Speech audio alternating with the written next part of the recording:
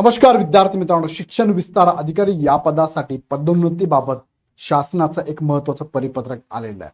संबंधित पुणे जिल्ह्यासाठी हे परिपत्रक आहे. पण या परिपत्रकात काय म्हटलंय, टीटी बद्दल काय म्हटलंय आणि शिक्षण विस्तार अधिकारी होण्यासाठी पात्रता काय लागते हे पण यामध्ये मेन्शन करायचं. सो थोडक्यात हा व्हिडिओ शेवटपर्यंत बघा आणि याबद्दल हा जो निर्णय आहे हा तुम्हाला योग्य वाटतो की अयोग्य वाटतो कमेंटमध्ये नक्की कळवा.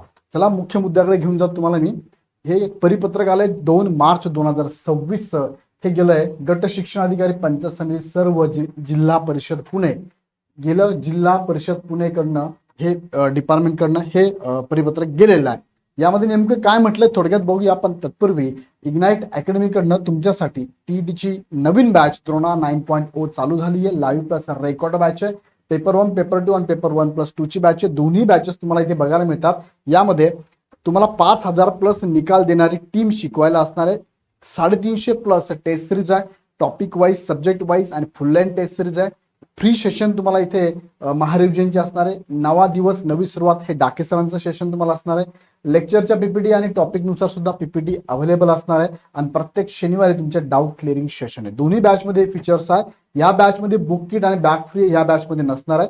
बॅच घेण्यासाठी खाली डिस्क्रिप्शन मध्ये ऍप आणि बॅचची लिंक दिली आहे. डाउनलोड करून ऍप परचेस करू शकता तुम्ही. त्यानंतर 2026च्या आवृत्तीनुसार हे चारही पुस्तकं तुम्हाला अवेलेबल आहे. तुम्ही इग्नाइट अकॅडमीचा ऍपवरून परचेस केलं तर तुम्हाला डिस्काउंट ऑफर आहे. अमेझॉनवर परचेस करू शकता किंवा शेजारच्या बुक स्टॉलवरून पण परचेस करू शकता. त्याचबरोबर तुम्हाला 2 रुपयाची राजमार्ग बॅच आहे जी तुम्हाला टीटीचा अभ्यास करण्यासंदर्भात योग्य तो निर्णय देईल, तुम्हाला योग्य ती माहिती देण्याचं काम ही बॅच करणार आहे. 2 रुपयाची बॅच लगेच जॉईन करा.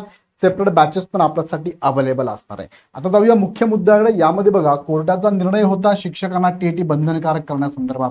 ह्या निर्णयात त्यांनी सांगितलंय सेवेत राहण्यासाठी आणि पदोन्नती घेण्यासाठी तुम्हाला टीईटी पात्र व्हावं लागेल. मात्र सेवेत राहण्यासाठी आणि पदोन्नती घेण्यासाठी त्यांनी टीईटी पात्र होण्यासाठी कालावधी दिलाय 2 वर्षांचा. 2 वर्षांचा कालावधी म्हणजे कधीपर्यंत तर 1 सप्टेंबर 2027 पर्यंत तुम्हाला ही टीईटी क्वालिफाईड होण्याचं आहे. मग या दरम्यान तुम्हाला इथे शिक्षक या पदावर राहता येणार आहे. दुसरं, या दरम्यान या पदावर जसं शिक्षक पदावर राहत येणार आहे तसंच दरम्यानच्या कालावधीमध्ये तुम्हाला पदोन्नती सुद्धा घेता येणार आहे. हा सुप्रीम कोर्टाच्या निर्णयाचा हा काय होतोय अर्थ होतोय. पण आता हा अर्थ वेगळ्या पद्धतीने लावला जातोय. वेगळ्या पद्धतीने असा लावला जातोय की तुम्हाला सेवेत राहायचं असेल तर कालावधी आहे. मात्र पदोन्नती आता जर पदोन्नती निघाली तर सेवा ज्येष्ठतेनुसार तुम्हाला माहिती असेल जेवढी सेवा तुमची होते ती सेवा ज्येष्ठतेनुसार तुम्हाला इथे पदोन्नती दिली जाते. पण सेवा ज्येष्ठतेचा विचार करण्याबरोबर आता त्यांनी यामध्ये अट टाकली आहे टीईटीची.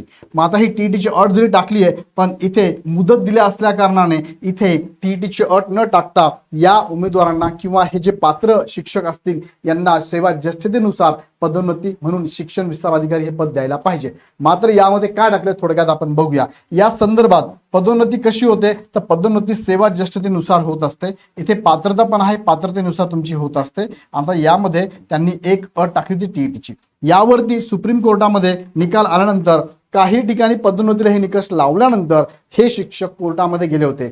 2 ठिकाणी नागपूर आणि औरंगाबाद या उच्च न्यायालयामध्ये केस पडली होती.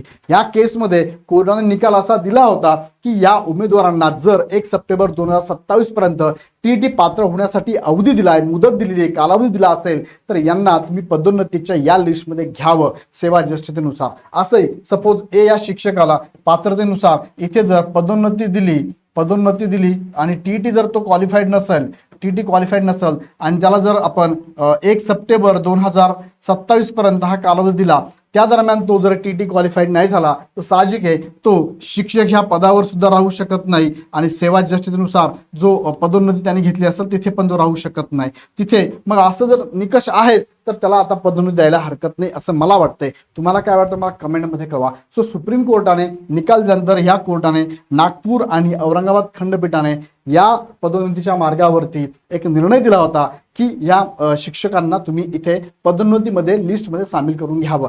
परत या कोर्टाने निकाल देऊन हा निकाल रद्द केला आणि त्यांनी सांगितलं की तुम्ही ज्यांच्या पुढे ही केस मांडली ते खंडपीठ जे आहेत ते योग्य नाही, तुम्ही वेगळ्या किंवा योग्य खंडपीठाकडे जा असं त्यांनी सांगून हा निर्णय परत मागे घेतला होता. हा निर्णय मागे घेतल्यानंतर लगेच एक महत्वाचं परिपत्रक जे तुम्हाला सुरुवातीला दाखवलं 2 मार्च 2026 आलेलं आहे. त्याचा विषय होता विस्तार अधिकारी शिक्षण वर्ग 3 श्रेणी 3 पदोन्नतीकरिता पात्र कर्मचाऱ्यांची माहिती सादर करण्याबाबत.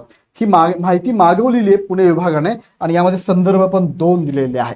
आता यामध्ये त्यांनी काय म्हटलंय बघा, पदोन्नतीसाठी पात्रता काय असणार आहे. तर पदोन्नतीसाठी बघा या पदाला म्हणजेच काय, शिक्षण ज्याला आपण म्हणतो विस्तार अधिकारी, शिक्षण विस्तार अधिकारी ह्या पदासाठी उपशिक्षक, मुख्याध्यापक, केंद्र प्रमुख, पदवीधर शिक्षक या संवर्गातूनच विस्तार शिक्षण अधिकारी तुम्ही होऊ शकतात.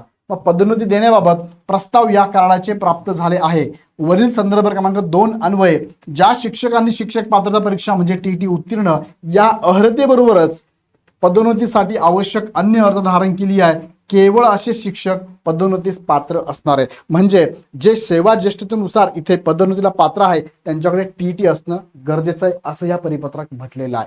त्यानंतर विस्तार अधिकारी शिक्षण वर्ग 3 श्रेणी 3 या पदावर पदोन्नतीसाठी प्राप्त झालेल्या प्रस्तावातील सोबत यादी जे कर्मचारी शिक्षक पात्रता परीक्षा उत्तीर्ण झाले अशा कर्मचाऱ्यांचे टीटी उत्तीर्ण प्रमाणपत्र या कार्यालयास तात्काळ सादर करावे. म्हणजे सेवा ज्येष्ठतेनुसार हे पात्र आहेत, पण या पात्र असलेल्या उमेदवारांकडे टीटीचं सर्टिफिकेट आहे का, असल्यास ते जमा करावं, सादर करावं अशी इथे सूचना देण्यात आलेली आहे. संजय नाईकडे शिक्षण अधिकारी प्राथमिक पुणे जिल्हा परिषद यांनी ही नोटीस काढलेली आहे. सो विद्यार्थी मित्रांनो आणि शिक्षक मित्रांनो, हा व्हिडिओ तुम्ही बघत असाल तर हे मला तरी वाटतं की चुकीचं आहे की यांना पदोन्नतीसाठी अजून वेळ आहे, टीटी क्वालिफाईड व्हायला कालावधी दिलेला आहे. सो पदोन्नती जर घ्यायचीच असेल तुम्हाला तर मात्र या शिक्षकांना इथे विचार करावा असं मला वाटतं. तुम्हाला काय वाटतं मला कमेंटमध्ये कळवा. पण अशाच पद्धतीने जर हे पुणे विभागाने काढलं तर महाराष्ट्रात सगळीकडेच अशाच प्रकारे पदोन्नतीला सेवा ज्येष्ठतेनुसार पात्र असताना सुद्धा टीटी क्वालिफाईड नसल्यामुळे तुम्हाला इथे विचार केला जाणार नाही. सपोज ह्या 2 वर्षात ते जर क्वालिफाईड झाले तर काय करणार मग, ह्या 2 वर्षात म्हणजे 1 सप्टेंबर 2027 पर्यंत जर एखादा शिक्षक क्वालिफाईड झाला आणि सेवा ज्येष्ठतेनुसार त्याचाच नंबर होता पण त्याच्या खालच्याला हा जर पदोन्नती दिली असेल तर सेवा ज्येष्ठतेनुसार तो पात्र झाला तर काय करेल यावर सुद्धा शिक्षक विभागाने योग्य तो निर्णय घ्यायला हवा असं मला वाटतंय. तुम्हाला काय वाटतंय मला कमेंटमध्ये कळवा. आणि परत एकदा सांगू इच्छितो की टीईटीच्या बॅचेस लाईव्ह प्लस रेकॉर्डेड चालू झाल्या आहे. तुम्ही पण जॉईन करा, तुमच्या मित्रांना इतरांना पण नक्की शेअर करा. या संदर्भात तुम्ही ऍप डाउनलोड करून डायरेक्ट बॅच परचेस करू शकता. काही शंका असेल हेल्पलाईन नंबरला कॉल करा. हा व्हिडिओ आवडला तर लाईक करा, कमेंटमध्ये तुमचे प्रश्न टाका, तुमचं मत कमेंटमध्ये नोंदवा आणि आवडला असेल तर लाईक करून इतरांना शेअर करा. आणि पुढचे अपडेट बघण्यासाठी चॅनल सबस्क्राईब करून बेल आयकॉन क्लिक करा. पुन्हा व्हिडिओ आपण नेक्स्ट व्हिडिओमध्ये. धन्यवाद.